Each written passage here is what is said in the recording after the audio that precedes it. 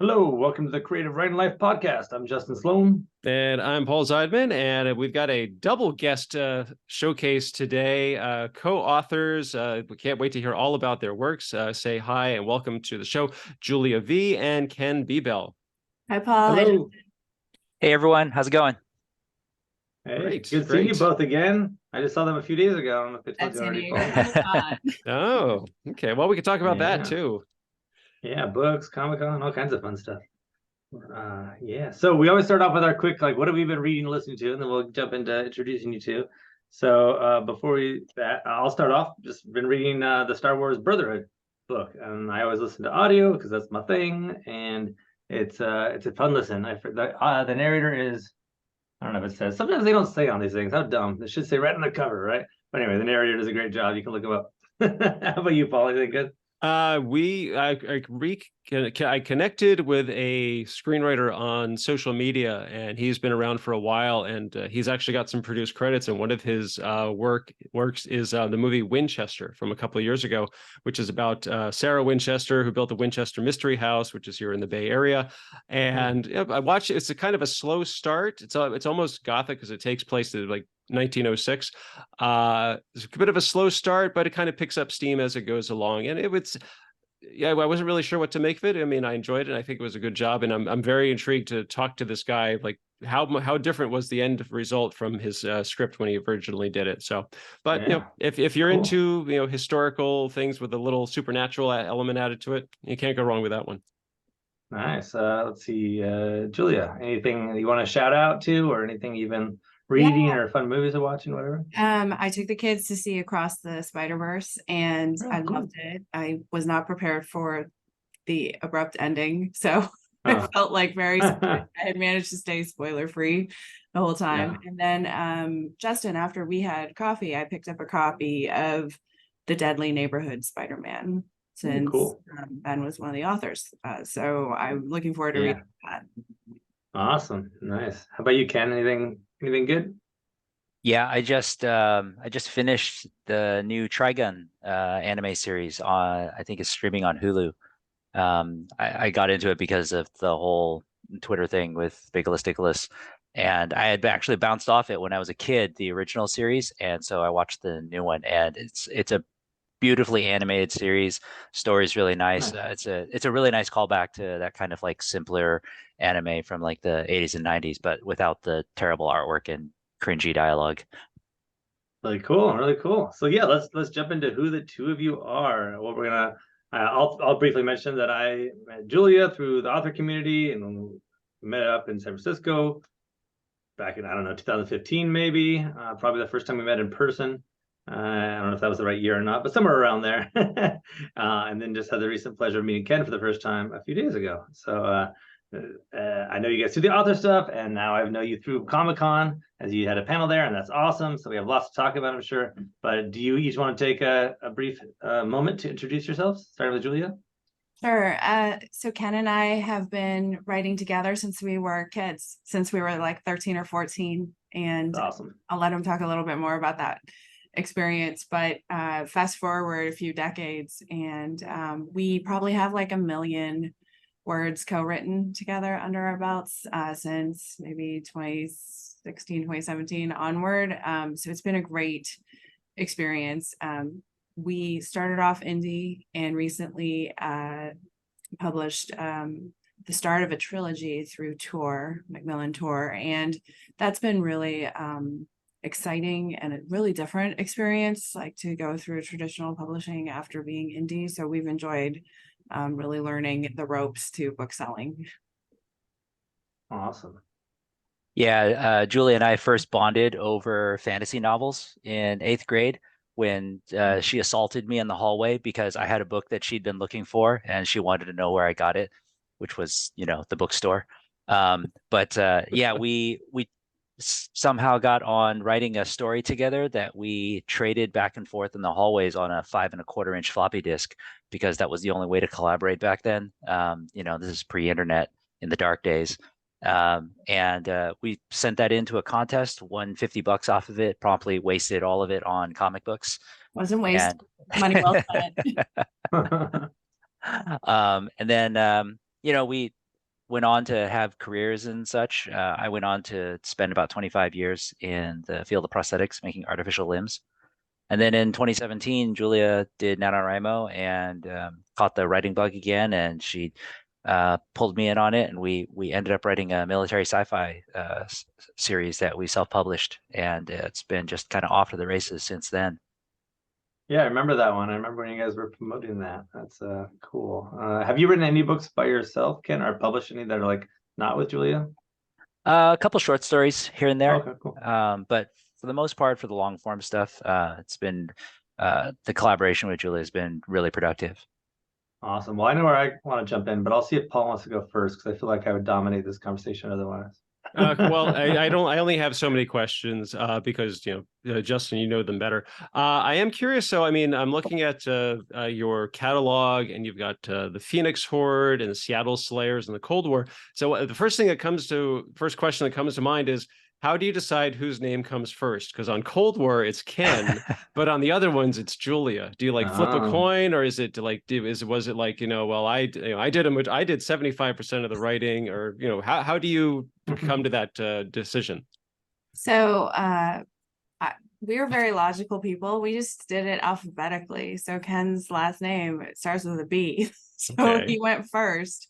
But when we licensed the rights to Ebony Gate, which is the beginning of the Phoenix Horde trilogy, Macmillan Tour came back and said, oh, we're just going to flip the order of the author names. And I assume there's some internal calculus they use to do that, but we didn't care. So we were like, that's fine, Okay, I was curious. It's kind of like, well, I got to go first last time, so now it's your turn. So yeah. You never know. There could be any reason. So I guess so as someone not as familiar with your works, like not really, but what's your inspiration for the stories? But what is your process for developing it? So do you come up with an idea like, hey, I think this would be really cool, and you kind of like build on that, or is it there's something happens that you think, oh, that's a great idea for a story, let me put a little supernatural or a little military sci-fi twist on it? I mean, how do you develop the stories, and then what is your process to, like, Julia, do you handle chapter 1 and then say, okay, Ken, here's chapter 1, take it and see what happens with chapter 2, or is it kind of like just a constant back and forth? It's a lot of back and forth. We spend a lot of time on the phone, world building and kind of developing our story and doing our rough approximation of plotting. And then once we get into the actual drafting process, it's a really organic kind of process where one of us will start writing and then the other one will just come in behind, read, and start editing right behind us. There have been several occasions where Julia and I will be not only working in the same document, but maybe working in the same paragraph.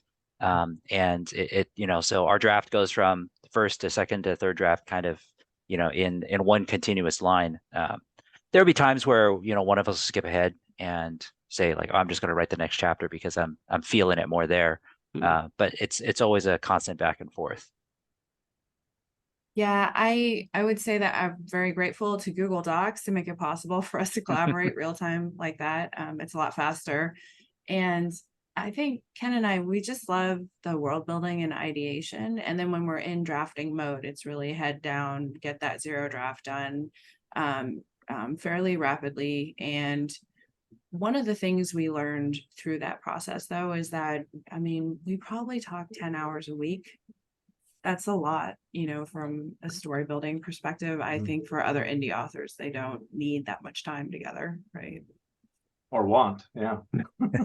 Okay, so here's a big question. The answer may be totally irrelevant.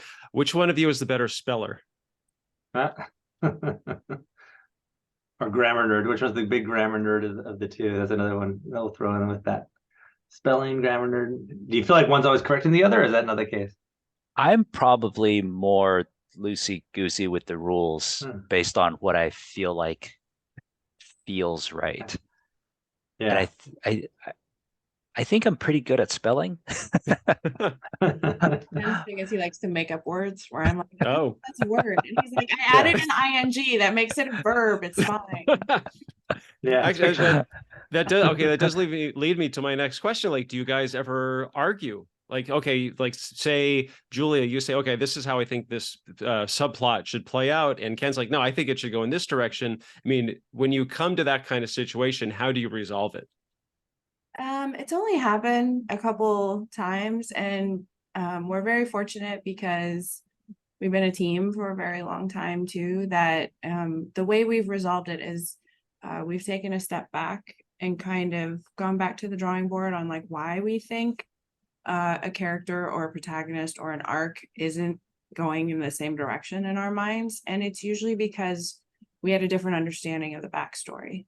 So for us, solving the past helps deal with the future, right? So that's how we were able to work past any conflict in story direction.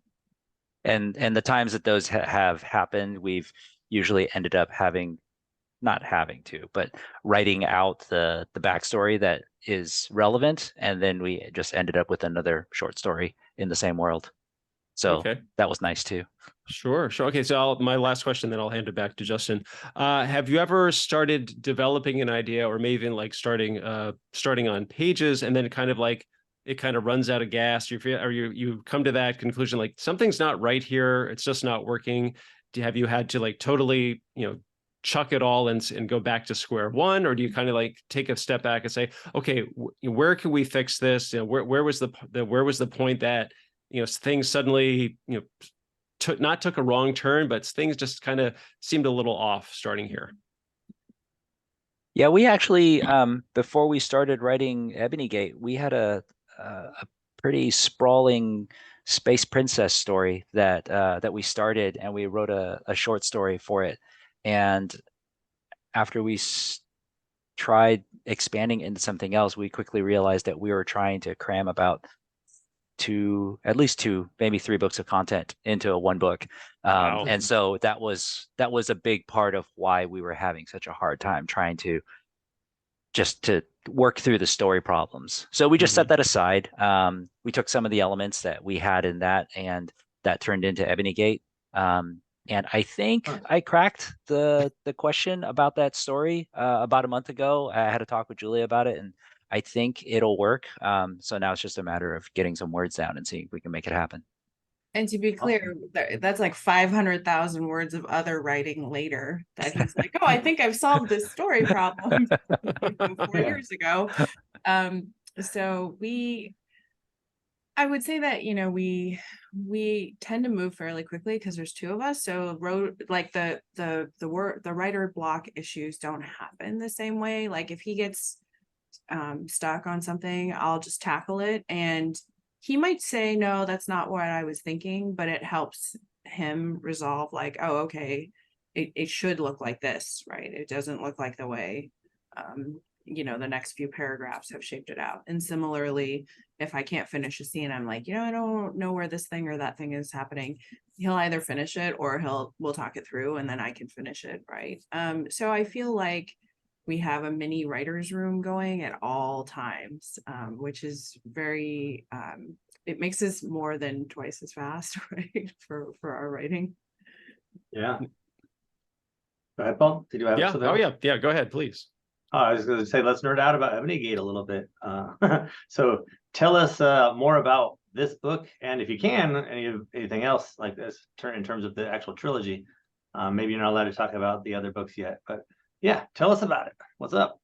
So at the time, we were reading a lot of contemporary fantasy, but we didn't really see ourselves represented in that genre. And we just said, well, why can't we just make it more Asian, have big Asian monsters and mythology that we love in there? And so we pitched Ebony Gate as, Asian female John Wick with Asian monsters, right? And dragon magic. And so it became one of those things where I think it was maybe high concept. So like the more people that we talked to about it, they were like, oh, you should pitch this for Trad Pub. So that began our whole journey of querying and going through a literary agent and acquisitions with a Big Five publisher.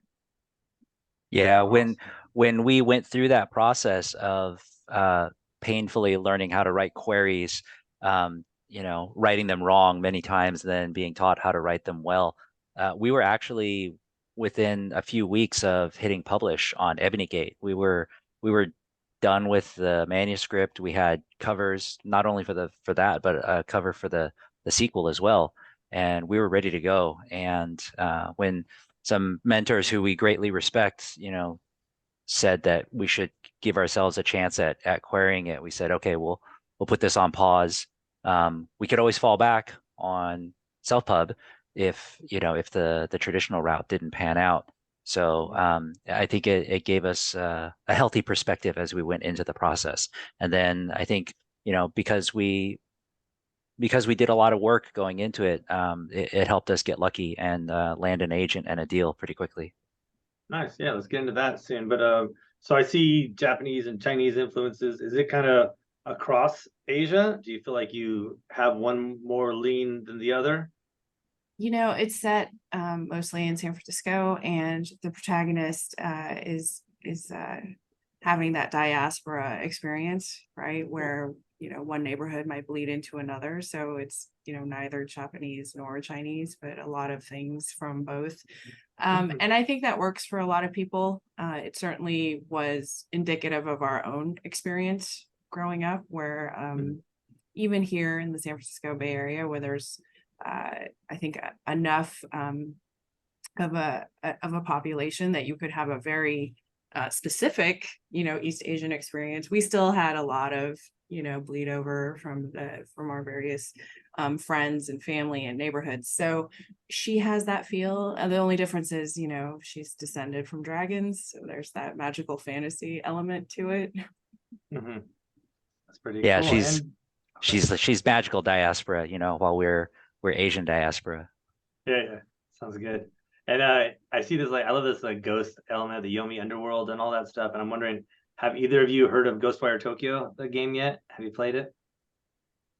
No, Nope. have not. Too bad. It's so good. It's like my favorite. It's very Japanese, but it's all about this kind of stuff and like the underworld and lots of fun. Where do I find this game? If you like gaming, it's definitely on Steam, but I Okay. think otherwise it's a PlayStation 5 exclusive, perhaps.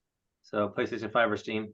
PC. I got it on PC, and it's just great because it very much ties into all this and has all these cool. It's like I said, it's 100% Japan's, but it's all these Japanese like myths and legend monsters coming out and fighting and stuff. So as I'm reading your book description, I'm like, ooh, I feel like I might be able to itch some of that scratch some of that itch. I mean, Yeah, we do have a shinigami, a Japanese death god. So there's this portal to Yomi that is in Golden Gate Park, and that part of what our hero must, save San Francisco by making sure to stop up that portal.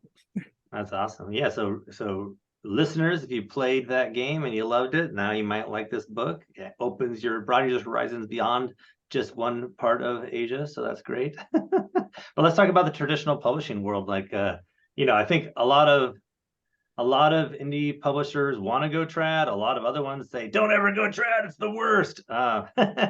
What's your advice to these people? Depending where you are on your writing journey, you can look at going trad as being aggressively wide, right? It's just another form of wide distribution. In my mind, trad is really dominant for print distribution and getting into libraries. So I think that as an indie, that's always a little more challenging because you're limited to just Ingram, right? And manual outreach campaigns to libraries through like Overdrive. And it's just a little harder. Like I think trad has better reach there. As far as, was one more important than the other? I think, Ken and I are a little older. And so we grew up reading a lot of books that were through trad publishing, so it did hold some nostalgia for us, and we were really delighted that Macmillan Tour wanted to acquire Ebony Gate, because if we could find more readers, it also meant we could potentially reach more readers who had been like us, who had been looking for that representation and not seeing themselves in media, right, that they enjoyed. Yeah, versus you might have self-published it and it might have taken off, or it might have just kind of sat there with like 5 reviews after 5 years and you're like, oh, that's the worst. And you never know. I feel like at least here you have a little bit more of a backing. Do you feel like the prestige factor has come into play? Like, have you seen any kind of outside respect from like a third party more so because of this tour thing with your name on it now? don't know, I just got on TikTok recently, and I feel like the book talkers there are totally fine with whether or not it's indie Oh, or interesting. trad pub. Like, I don't think they perceive one versus the other, but I do think that one thing trad does is they will submit your book to places like Library Journal and Booklist and maybe Kirkus, and those reviews, if you can get a starred review or just a review in general, that makes it easier for like booksellers and libraries to carry your book. And I've seen on some of the library websites that they will not consider an indie book. So there are a lot of gatekeepers in publishing. For sure. Yeah. Yeah, Yeah. I was actually just talking to a bookseller a few weeks ago, and she looked up our book on her ordering system, and she said, "Oh, look, here's the star you got." And she said, "This is good." So even if I didn't know you, if someone came in looking for something in this genre, and she just pulls up a list, she said that she would very naturally go to the books that have reviews or stars on them. So it definitely does open up new avenues. Yeah, yeah, that's interesting. I would say that I think, of course, you can get into libraries as an indie. I was just looking to see right now if mine were on a LA library or not. Looks like not. My dad went to look up one of my books at his library, and there were 3 copies of it available. And I was like, what? Wow. How does that make sense? I guess they just have some good readership in that area who somehow made the requests or whatever, and they followed through on it. But having that star helps. But also, they can get you on panels at places like Comic-Con, so that's cool. You guys want to tell us about that experience a little bit? Yeah, we had told our editor that that was like a big wish list item for us to go to San Diego Comic-Con. And they were pitching panels. And so what I didn't quite understand is that a lot of the publishers and other vendors that work with Comic-Con, they can actually put together an entire panel of their own authors or creatives, right? And so we felt very fortunate to be able to be on the same panel as people like Charlie J. and Anders. And that experience of being around fans is really stimulating, right? So I think this year, because of the writers' strike and SAG-AFTRA strike, that the focus really was on comics and novels there. So the panels were really well attended. And Ken can speak a little further about how it feels to be up on the panel, like up on the dais looking down at the audience. It was a bit of a surreal experience, just being up there and knowing that there's people out there who are there because, they looked at the program and they're like, "Oh, this sounds interesting." And, they saw your name and they saw the title of your book.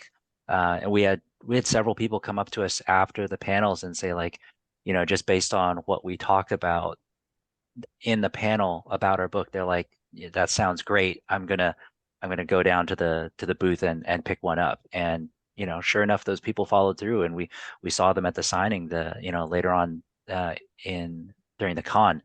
And I think it was a really amazing and humbling experience to be able to connect with the readers, so intimately. Just get right in there and say, like, "Okay, I'm telling you about my book," and then that clicks with you, and then they immediately turn around and say, like, "I gotta take this home."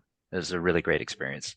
Yeah, and I think it's like the antidote to AI, right? Is that, hey, this is that human engagement that you have real people in front of you, and that's what we're all hungry for, especially after lockdown, right? Cool. Paul, did you want to jump back in with anything? Yeah, actually, I kind of wanted to. I hope you can elaborate a little bit more about the panel experience. You said that people came up afterward. Was it a combination of people familiar with your work, or was it more people who had just kind of discovered you while they were there, and were they like, "Oh, this is great! I can't wait to go get the books"? I mean, were there a lot of questions like during and after the panel? Yeah, I think the people who came up to us, I'm guessing that they probably didn't know about our book before they walked into the panel or before they, read the description for the panel. And I'm sorry, I forgot the second part of the question. It kind of like, was it okay, you answered the first one, which was it like a combination of or pre-existing fans and people who discovered you there, and afterward, I mean, what were some of the comments and questions that people had after the panel? Because you said that some people went and bought the books, you saw them at the signing, but I guess my question is like, so immediately, okay, Avery, thanks for coming, your next panel starts in 10 minutes. People came up and they said, this is great stuff. I'd never seen anything like this before. I mean, what were some of the comments and or questions that you got after the panel?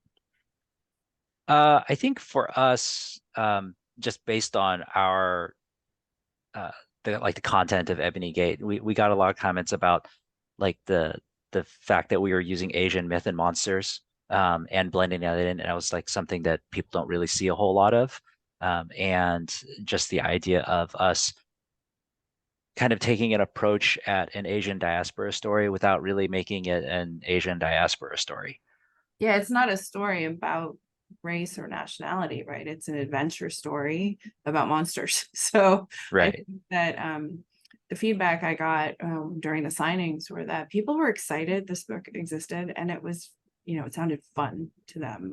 When you pitch something as Asian female John Wick, you can already imagine like, the perception on the part of the reader is like, oh, I'm getting an action story, right? This is maybe a little gory for some readers. Like some of my friends from critique group are like, they're literary or upmarket readers, and they're like, yeah, this book is too scary for us. We can't read it. Oh, wow. Yeah. That is all my fault. I was gonna say, how do you deal with comments like that? I mean, I guess you know what you like to write, and if that's what you want to put in the story, I mean, you're not going to change it to accommodate a small percentage of readers. It's kind of like, well, if you don't like it, too bad. Yeah, I mean, you can't be for everybody, right? Mhm. One of my favorite Goodreads reviews, I do read all the reviews, and one of my favorites was the story was too dark for me, and I was like, okay, nailed it. That is great. So the negative ones are the best ones. Yeah. Well, like a negative is, it's all relative. So so what's next for you guys? I mean, so you're constantly working. I mean, do you have more books? Do you have other series in mind, or are you just focusing on this one for now? So we actually just turned in the draft for the sequel to Ebony Gate, which is Woo-woo. Bloodjade, and that story. The most I can tell you, I guess, without spoiling too much, is that Emiko goes back home to Japan and uncovers a lot of secrets that she did not really understand about her family, and it digs up a lot of old demons. And in addition to the Chinese and the Japanese myth, I think we're going to try and incorporate a lot of other myths also. So because she's in Asia for a lot of that book, there's a lot more opportunity for that kind of stuff. Very And cool. How then long? Oh, sorry. Go ahead. and then after that, now that that's done, we can get back to Seattle Slayers and write the next book in that series. Yeah, How that's long? Please go ahead. our Buffy meets G.I. Jane series. Mhm. So we're working on book 4 right Oh, now. wow, that's great. I was going to say, how long did it take you to develop book 2 of Ebony Gate? I'm gonna punt that to Julia because she has a better memory than me. Oh, so it takes us like a year to ideate a world, but then it only takes us about 3 months to write a main. Wow. So probably it was the zero draft was like 133,000 words for book 2, and it took us like 3 or 4 months to write. Most of the work is on the world building side before we even write down a word of fiction, right? Very cool. When do you anticipate that being released, or you don't know yet? Should be July of next year. Yeah, so they'll do a paperback edition of Ebony Gate shortly before then, and then the hardcover of book 2 for Bloodjade should be July of 2024 also. Well, it's great. Really cool. Yeah. So as we close up, do you two have any advice for aspiring writers who are like, wow, I really want to follow in Julia and Ken's footsteps? And also, while we're on that, like if they're thinking about their own culture and like wanting to write a book that they don't feel is out there and that they're not represented enough yet, if you can tag that into the same thing, advice. Yeah, I think you have to decide what kind of story and audience you are planning to write to early on. So Ken and I said, let's just treat this like we're writing this for our friends. And then we found that there was wider appeal and a wider audience ready for that same book. But I would say start small, actually. Yeah, actually during our, I don't remember which panel it was, but there was a woman in the audience for one of our panels, and she was asking a question about writing, was it a Pakistani romance novel? Yes. And she was worried about, like, trying to represent, the entirety of Pakistani culture. And, I think our advice to her was like, you just have to write what and then if it doesn't cover everybody, then that's just an opportunity for someone else to come in and tell their story too. Yeah, and one of our co-panelists, Susan Lee, said something really wonderful because she had just written Soulmates, which was a Korean American contemporary romance. And she had said, your audience might not love it, but it means it's because they have really high expectations. They're really hungry for more content in this particular niche that you are writing in. So it's okay, right? It's okay that you didn't satisfy every aspect of that demand. Awesome. All right. Well, any last words of wisdom? Anything else you want to share? I would say keep going. Like, the number of people that we talked to or listened to at ComicCon, like Angeline Bully said that it took her 37 years from idea to execution to the Obamas optioning her novel for a television series. So, it doesn't happen overnight. Sure. You can. Yeah, just keep pushing through. It's super scary to put your stuff out there, and just to feel like you're throwing it out there for everyone to judge. But that it's never going to get any easier, so you might as well just start doing it. Yeah. Oh, and so people who want to stalk you too, what panels and conferences are coming up? Do you have any conferences, and will you be at SDCC San Diego Comic-Con next year? We don't know. I think that's probably a little too far away for us to decide right now. But We're gonna we be will at New be. York City Comic-Con. Yeah. I Okay. think I'm pitching a panel right now, so we'll see how Sweet. that goes. Yeah. Fingers crossed. New York And City then, Comic-Con. When is that? Do you yeah, know? October. October. Cool. Yeah, and then we'll be back. Actually, we'll be back down in San Diego for the Festival of Books in August, and then we'll be at Rose City Comic Con in Portland in September. There you go. Plenty of opportunities then. Paul, did you have anything before we close out? Just want to ask, do you guys have is there a co-author website or like where people can find out more about you and the books? I mean, besides Amazon? PhoenixHorde.com. And it's HOARD. Yes. We took something from the publisher at one point that said HORDE, and we all laughed about it. Awesome. Okay. And social media? Do you also have a Twitter or anything else that you want people to reach out at? Yeah, I am on Blue Sky now as Julia V writes, but I'm on Instagram also, Julia V writes. I guess everyone's leaving Twitter, so we'll see where we all land, right? Yeah, I'll have to ask my kids what the new hip things are to do. Yeah.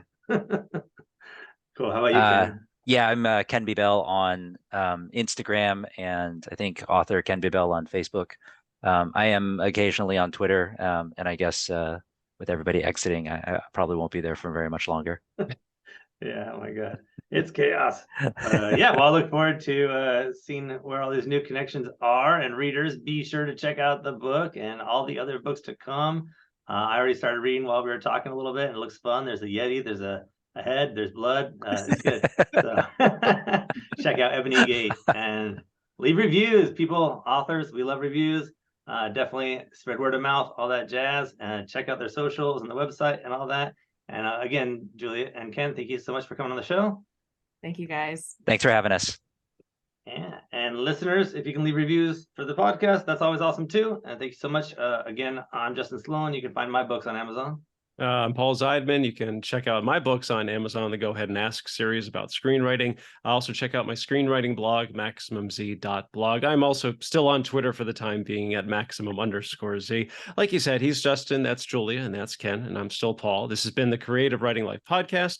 Thanks for listening. Stay safe, stay healthy, and most importantly, go write something.